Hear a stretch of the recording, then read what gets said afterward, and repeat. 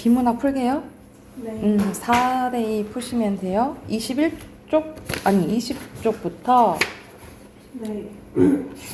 25쪽까지 푸시면 됩니다. 자, 답 확인해보자. 자, 빈칸 확인할게요. 1번 빈칸 플라톤, 2번 빈칸 이성, 그리고 3번 빈칸 합리적, 4번에 허무, 5번에 본질, 6번에 예술, 7번에 표현주의, 8번에 사실주의, 그리고 9번에 감정, 그리고 10번에 원근법, 11번에 니체. 그래서 주제는 존재에 대한 니체의 철학적 견해와 그 영향을 받은 표현주의에 대해서 나왔다라고 보시면 되고, 자, 빈칸 기억 뭐예요? 생성. 그렇지, 변화. 그리고 표현주의 예술 기법의 특징 쓰라 했잖아요. 표현주의에 대한 거는 어디 부분 보면 되냐면 사문단 보시면 되거든요. 그래서 어디 부분 쓰면 되냐면 여기 대상의 비례와 고유한 형태를 왜곡하고 색채도 실제보다 더 강하게 과장되어 그리거나 대비되는 원색을 대담하게 사용했고, 그리고 그 다음 줄 원근법에 얽매이지 않는 화면 구성을 보였다까지 쓰시면 되겠죠. 여기 참고해서 쓰시면 되고, 3번은 어휘 문제잖아요. 어휘 문제 알맞지 않은 것은 3번, 그치. 회복되는 거 원래 상태로 돌아가는 걸 얘기를 하는 거죠. 자, 두 번째 질문도 핀가 바로 넣어볼게요. 여기서는 개체화 현상에 대해서 나왔고, 이번에 공통인식이에요. 공통인식. 그리고 3번에 가속화, 4번에 이해관계. 그래서 개체를 바라보는 백의 관점, 그리고 바우만의 관점 정리되어 있네. 먼저 백의 관점에 들어 빈칸. 5번에 과학기술, 6번에 위험사회, 그리고 7번에 성찰적 근대화, 8번에 액체사회적, 그리고 9번에 잉여인간, 그리고 10번에 자기방어. 그래서 여기서는 백과 바우만의 견해 비교되고, 주제는 현대의 개체화 현상과 사위험에 대한 백과 바우만의 견해 비교가 나와 있다라고 보시면 되고요. 자, 4번은 여기선 개체화 현상에 나오고 두 사람의 관점 나오잖아요. 그럼 해당하는 거 몇 번이에요?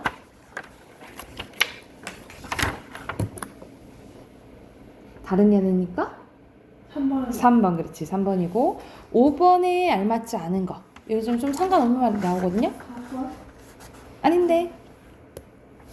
여기서 보면은, 어디 부분 보면 되냐면, 이 문단 볼까요? 이 문단으로 가면, 이 말이 나와요. 개인에 대한 국가의 통제력도 현저하게 약화되고 있대. 그치? 이 부분을 보면 관련이 없는 말이 딱 나와. 그러면은 보기 몇 번일까요? 2번. 그렇지. 2번이 되겠고. 그리고 6번은 기억은 위험사회. 니에는 액체 시대에 대한 거잖아요. 액체 시대에 대해서. 그러면 4번? 4번? 4번?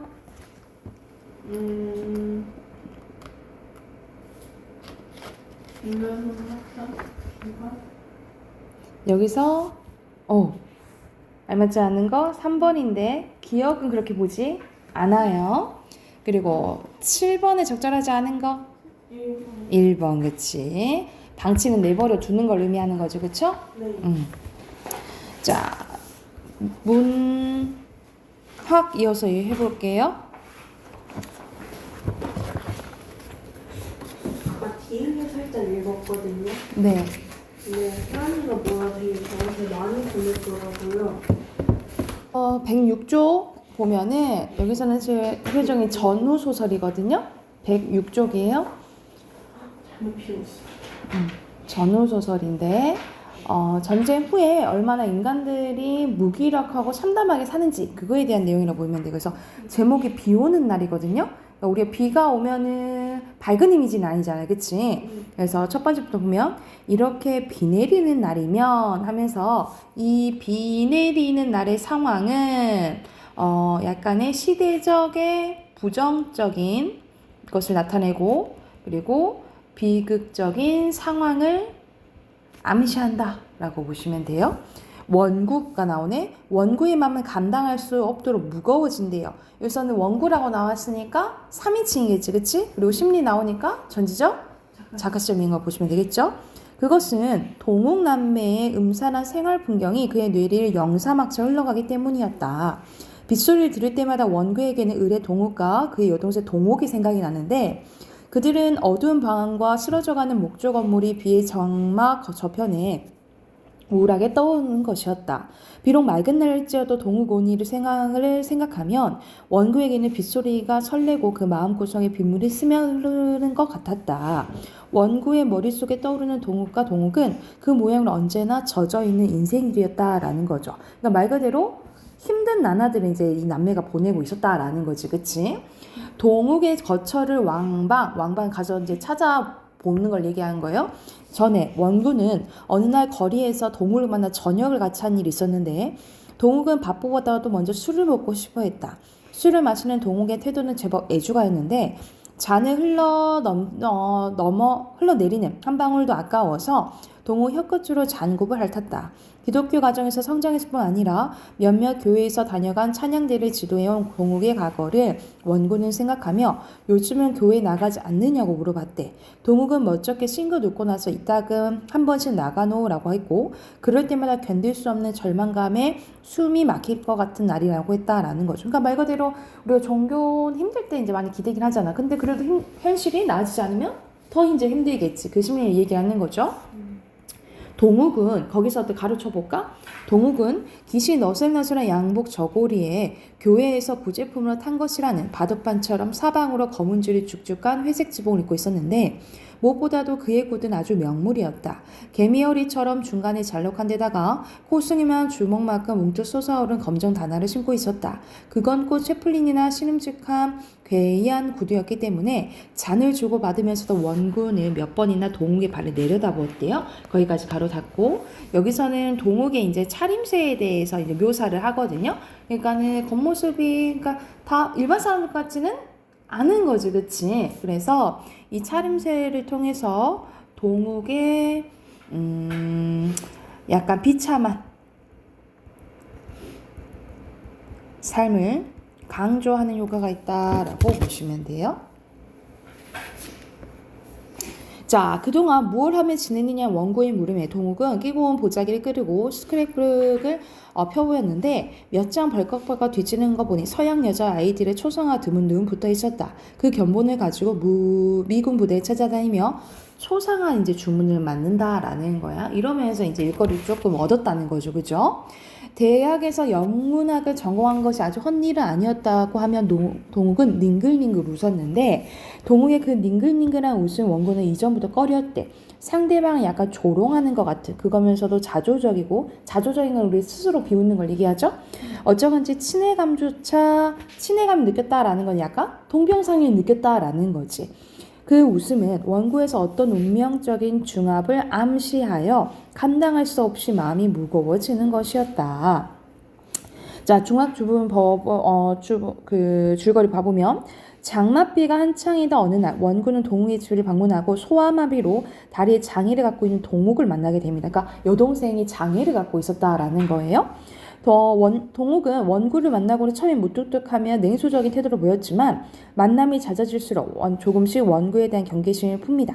동욱은 세상 사람들이 모두 자신을 조소하고 멸시한다고 생각하여 맑은 날에도 일체 바깥 출입하지 않지만 원구만을 자기는 업신여기지 않고 자연스럽게 대해준다고 하며 그가 오기를 바라기도 합니다.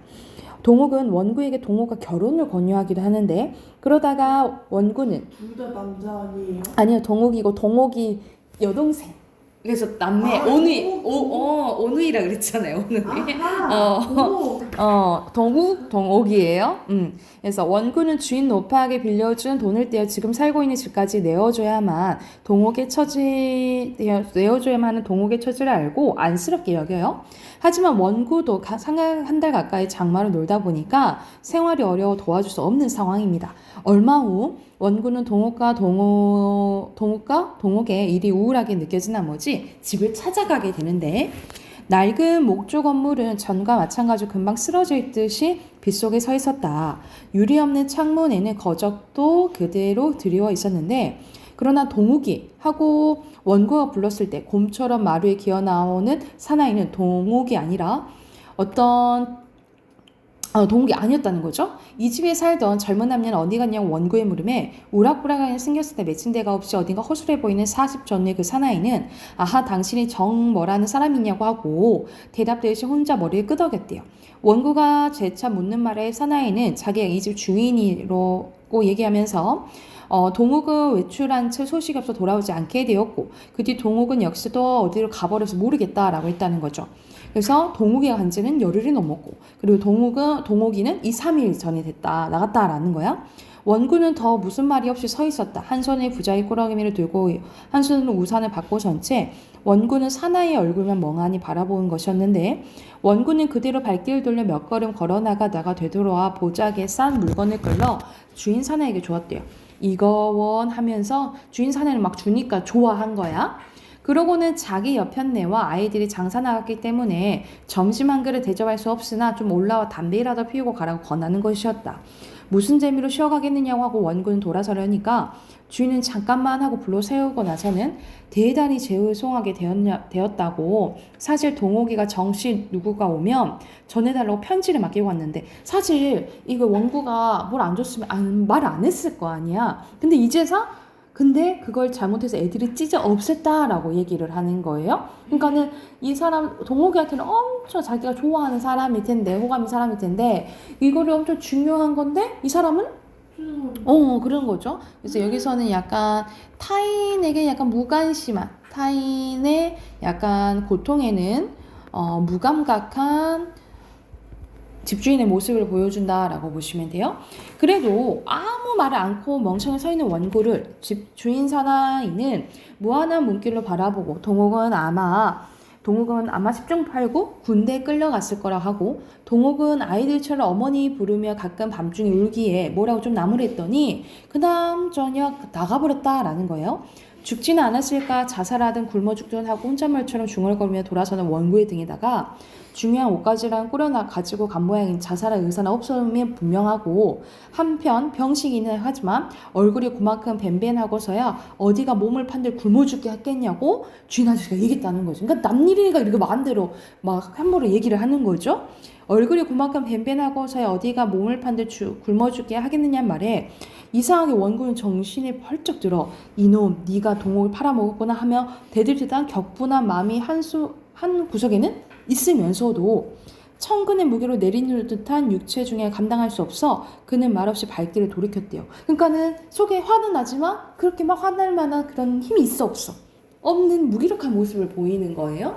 그래서 이놈 네가 동옥을 팔아먹었구나 하는 흥분한 소리가 까마득히 먼 곳에서 자기를 향하고 날아온 것 같은 착각의 오한을 느끼며 그러니까는 그렇게 화조차 못 낸 것에 대한 가책을 느끼는 부분, 양심의 가책을 느끼는 부분이라고 보시면 돼요.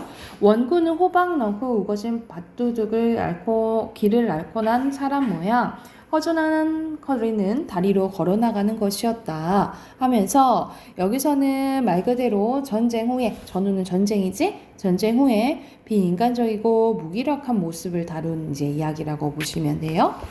옆에 세 문제 있죠. 바로 한번 풀어보고 답하긴 바로 해볼게요. 이렇게 얘기가 1번에 몇 번? 2번 2번. 2번은 맞는데요. 니은 그리면서 돈 벌잖아요. 동옥이가요?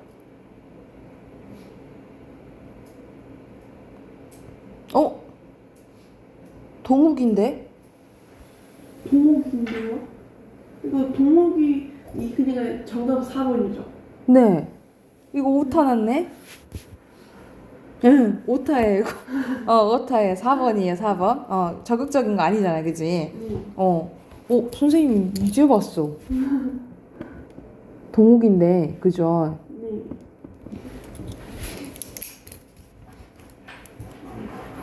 그리고 2번에 어두운, 그리고 목조, 편지예요. 그리고 3번에는 말 그대로 비가 어떤 분위기를 만들어줘? 약간 우중충, 우울한 분위기를 만들어주잖아. 그치? 그래서 말 그대로 전후에 암울한 상황을 뭐 암시하고, 그리고 약간 절망적이고 무기력한 정서를 더욱 선명하게 해주기 때문에 장마철로 설정했다, 이렇게 쓰면 되겠죠. 전후의 암울한 상황을 암시하고 절망적이고 무기력한 정서를 더욱 선명하게 드러내주는 역할하는 게 비라고 보시면 돼요. 됐을까요? 네, 그러면 그 다음 것도 한번 봅시다. 김유정의 봄봄이라는 이제 소설이에요. 먼저 이걸 보기를 봐보면 여기서는 시공간의 이동을 통해서 사건이 전개가 되는데, 소설 속에서 사건이 일어나는 배경은 단순히 물리적 시공간을 제시하는 데서 그치는 것이 아니라 인물을 둘러싼 구체적인 환경은 인물의 성격을 드러내거나 태도의 변화를 줄 뿐만 아니라 분위기도 만들어준대요. 그리고 인물이 처한 사회적 환경을 불러일으키기도 하고, 때로는 인물의 심리 상태에 영향을 줄 수 있는 게 시공간이라고 생각하시면 되겠죠. 그래서 여기서는 이제 봄봄인데 말 그대로 시대적 배경은, 계절적 배경은 봄이고, 여기서는 1930년대 생각하면 되는데, 그때는 대리사회제가 있었단 말이죠. 그래서 노동력을 이제 제공을 하고 이제 딸을 이제 데리고 가는 거지, 그치? 그래서 여기서는 이제 주인공이 이제 대리사회로 들어가게 될 이제 남자인 거예요. 근데 이제 결혼을 하고 싶은데 자꾸 장인 될 사람이 결혼을 안 시켜주는 거예요. 그래서 핑계를 뭐로 대냐면, 이제 여자애가 점순이란 말이죠. 항상 점순이가 많이 나오지. 저 점순이 키 좀 봐라. 키가 저렇게 쬐까놨는데 어떻게 시집 가겠냐? 그래서 장인이랑 싸운 거 기억나죠? 그 이야기예요, 그 이야기. 그래서 여기서 뭐 마름 이런 단어를 통해서 시대적 배경을 알 수가 있겠죠, 그치? 그래서 여기서는 우리 장인님은 이렇게 나오잖아요. 그래서 1인칭 주인공 시점이에요. 그래서 이 우리 장인님은 약이 오르면 이렇게 손버릇이 아주 못됐는데, 또 사회에게 이 자식 저 자식 하는 이놈이 장인님은 또 어딨느냐. 오죽해야 우리 동네에서 누군 물러나고 그에게 욕을 안 먹은 사람은 명이 자르다 한다. 조그만 아이들까지도 그를 돌라세 놓고 욕필이라고 손가락 찰만치 두루 인심을 잃었다. 허나 인심을 정말 잃었다면 욕보다 읍의 배참봉 땡 마름으로 더 잃었는데, 버니 마름이라 욕자라고 사람 잘 치고 그리고 생기길 호박게 같아야 쓰는 거지만, 장인님 겉모습이 또 그렇게 생겼다 이 말이지. 자기니 닭말이나 좀 보내지 않는다든가 에벌론 때 폼을 좀 안 준다가 하면은 그의 가을에는 영락없이 땅이 뚝 떨어진대. 그러니까는 땅을 빌려줘 안 빌려줘부터 이 말이야. 그러면 미리부터 돈도 먹이고 술도 먹이고 안달재심 돌아치던 놈이 그 땅을 슬쩍 돌았는다라는 거지. 이 바람에 장인님 집 외양간은 눈깔 커다란 황소한 놈이 절로 엉금엉금 들어가고, 동네 사람들의 그 욕을 다 먹으면서까지 마름이니까 굽신굽신거린다 이 말이에요. 그러나 내게 장인님은 감히 큰 소리할 계자는 못 되는데, 왜 그러냐면 뒷생각은 못하고 뺨 한 개를 딱 때려놓고는 장인님은 무색해서 덤덤히 쓴침을 삼키게 힘다. 난 그 속을 퍽 잘 안다. 조금 있으면 갈도 꺾어야 되고 그리고 모돈 해야 되고 한창 바쁠 때인데, 나 일 안 하고 우리 집으로 가면 고만이니까 작년 이맘때도, 그래서 작년 이야기를 해요. 트집 좀 하니까 늦잠 잔다고 돌멩이를 집어던져서 자는 놈의 발목을 삐게 해놨던 거야. 그래서 아파서 몇 날씩 알았더니, 얘 그만 일어나 일 좀 해라. 그래 올까 벼 잘 돼서 너 장가되지 않니? 라고 얘기를 하는 거야. 그래서 그래 놓고 일 다 해놓으니까 뭐라고 하냐면 마지막 줄에 이저씨가 미처 커야지. 저걸 데리고 무슨 혼이란다고 왓 하면서 낯짝만 붉게 해주면 그만이다 라는 거예요.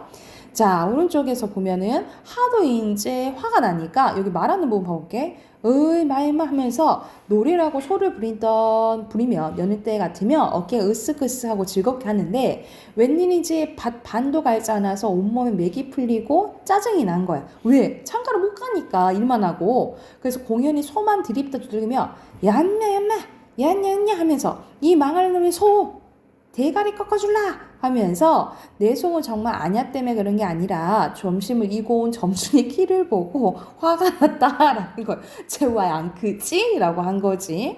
그리고 점순이에 대한 얘기를 합니다. 이제 썩 예쁜 계집애는 못 되지만 그래도 나 만날 정도는 된다. 이 정도로 이제 얘기를 해요. 여기 밑으로 가볼게. 그러나 이 부분인데 봐볼게. 이날은 웬일인지 성한밥채로 밥머리에 곱게 내려놨대 점순이가. 그리고 또 내외를 해야 되니까 시대적 배경적으로 남녀 내외하던 시기죠. 그쵸? 저만치 떨어져 이쪽으로 등을 향해 웅크리고 앉아서 그릇 나기를 기다린다. 내가 다 먹고 물러섰을 때 그릇을 와서 챙기는데 그런데 난 깜짝 놀라지 않았느냐. 고개를 푹 숙이고 밤항지에 그릇을 포개면서 날더러 들으라는 건지 반낮 너 일만 할 건가? 라고 얘기를 했다라는 거야. 그래서 무슨 소린가? 그럼 어떻게 성례시켜달라지 뭐 어떻게 하고 그 말을 하고 도망쳤대. 너 그래서 그렇게 할 거야? 조금 푸시 좀 해봐. 이렇게 얘기를 한 거죠. 나는 잠시 동안 어떻게 된 샘판지 맥을 물러서 그 뒷모습을 덤덤히 바라봤는데 봄이 되면 온갖 초목이 물이 오르고 싹을 튀고 한다. 사람도 그런가 보다 하면서 하고 며칠 내 부쩍 잘 안 듣던 점순이가 여간 반가운 것이 아니었다. 그래서 이 점순이가 한 번 더 얘기를 해요. 그러니까 이 얘기를 듣고 한 번 이제 어필을 해. 근데 또 안 된 거야. 그랬더니 얘가 점순이가 또 한 번 얘기를 해. 야, 써라 유라. 수염이랑 또 뭐지? 빨리 해달라 얘기를 해야지. 안 되는 거 어때? 그러니까는 그러면 아빠 뭐냐 수염이라도 낚아채 해야지. 약간 이런 얘기를 해요. 그러니까 근데 얘가 어리숙하잖아. 근데 진짜 그걸 고지것대로 믿은 거야. 그러니까 장인님이 막 뭐라 해가지고 이제 맞았는데 몸싸움이 일어난 거. 진짜 수염을 낚아챈 거예요. 하고 완전 몸싸움을 하고 하니까 당연히 나는 점순이가 자기 편을 들 줄 알았는데 마지막 싸울 때 자기 편을 안 드니까 자기가 힘이 딱 풀린 거야. 그리고 이제 장인님이 너 마지막이야 막 이렇게 다친데 치료해주면서 일 열심히 해. 좀만 해주면 이번 가을에 시켜줄게 하니까 감사합니다 장인님 하면서 일하러 나면서 끝나게 되는 이야기라고 보시면 돼요. 진짜 그거 아직 안 나왔죠? 결혼 안 하고 끝나요. 그러고 끝나요. 네, 결혼 안 하고 끝나요. 우와. 4번 한번 문제 풀어봅시다. 옛날 이야기는 너무 열린 결말이 많아요. 그렇게 약간 암시하고 이제 끝나게 되죠. 이럴 것이다 하고. 4번에는 2번. 오케이 2번. 그리고 5번에는요? 4번. 오케이 4번. 소한테 하는 거지 점순이한테는 못하지 그치? 네. 오케이 여기까지 하고 문법 숙제 답 확인해 봅시다. 네? 숙제 있었는데요. 59쪽까지? 아닌가요? 설마? 왜 안 적혀져 있지? 안 돼 있나요? 그런 것 같아요. 쌤 이거 제가 숙제로 다시 할 테니까 네. 넘겨주세요. 혹시 그쵸? 이거 제가 숙제로 다시 해볼게요. 이거 펴졌네. 펴졌었어요. 접혀져 있죠? 지금 푸세요. 잠시만요. 아니요. 저희 좀 많이 밀렸으니까 제가 이거 숙제로 해볼게요. 용언의 네. 활용 가시죠. 네. 자, 그러면은 우리 한 페이지라도 합시다. 자, 여기서는 우리 용언님 뭐야? 요거는 처음 아닌데 동사와 형용사. 동사와 형용사. 그래서 서술어 역할을 하는 걸 이제 용언이라 하는데 여기서는 용언의 이제 구분이 쓰임에 따라서 본용언이랑 보조용언으로 쓰일 때가 있다라는 내용이 나와요. 자, 말 그대로 본용언은 문장의 주체를 주되게 서술하며 보조용언 앞에서 보조용언의 도움을 받는 거고요. 그리고 보조형은 혼자 쓰이지 못하고 얘는 혼자 쓰이지 못해. 본용은 뒤에서 의미를 보충해주는 역할을 한다라고 보시면 됩니다. 그래서 보조 형용사와 보조 동사가 있다라고 보시면 돼요. 그러니까 예를 들어서 예를 들어서 빵을 먹어 치우다야. 근데 빵을 먹다. 근데 치우다는 그 치우다예요? 그게 아니잖아, 그치? 그리고 예를 들어서 뭐 읽어보아라 라고 했을 때 놓쳐버렸다. 그래서 뒤에 있는 이런 것들이 뭐예요? 보조용언이다 라고 보시면 돼요. 그래서 특징은 자, 본용언과 보조용언은 나눌 수 있어. 라면을 끓이다. 라면을 먹었다. 돼요. 그런데 라면을 먹었다는 대신 라면을 치웠다는 안 된다. 그 의미가 아니다. 라 이 말이지. 그치? 이럴 때는 보조용언이라고 보시면 돼요. 이렇게 구별을 하면 돼요. 그리고 밑에는 용언의 구성. 우리가 용언은 활용하잖아. 우리 활용하는 게 무슨 뜻이야? 활용하는 거야.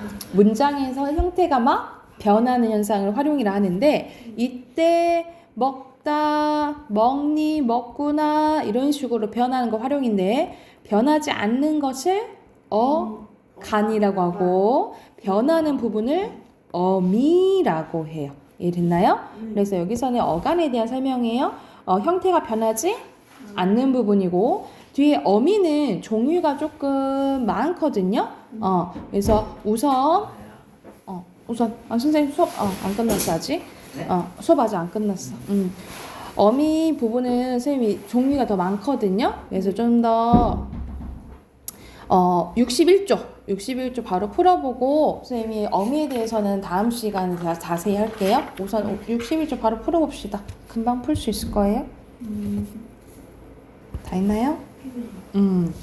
바로 답 확인해보면 본용언과 보조용언이고 그리고 보조 동사, 보조 형용사 쓰면 되겠죠? 그리고 밑에는 보조 보조 본이고 여기서는 어미는 어라가 한꺼번이에요. X 그리고 여기서는 솥까지 어간이에요. X 그리고 O고요. 그리고 여기서는 형태고 여기서는 어간은 밀, 그리고 집밥 그리고 낯설 이렇게 쓰면 되고요. 뒤에 바로 기출얘기 봐보자. 형태적 분석은 줄, 이죠. 그리고 힘, 그리고 오, 가죠. 그치. 그리고 여기서 실질은 줄, 그리고 힘, 오, 가죠. 그래서 답은 4번입니다. 됐을까요? 그러면 앞에 숙제 해오시고 틀린 단어 써오세요. 네.